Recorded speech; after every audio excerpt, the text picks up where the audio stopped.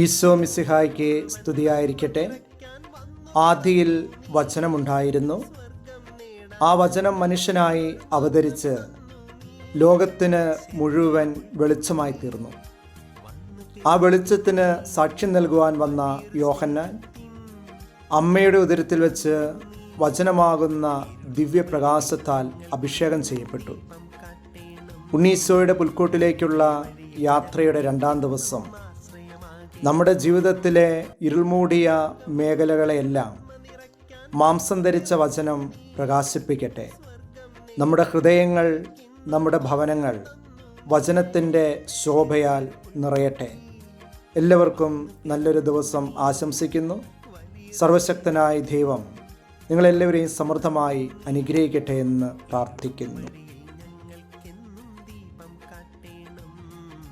മൊഴികൾ വഴിയിൽ ഞങ്ങൾക്കെന്നും ആശ്രയമാകണം.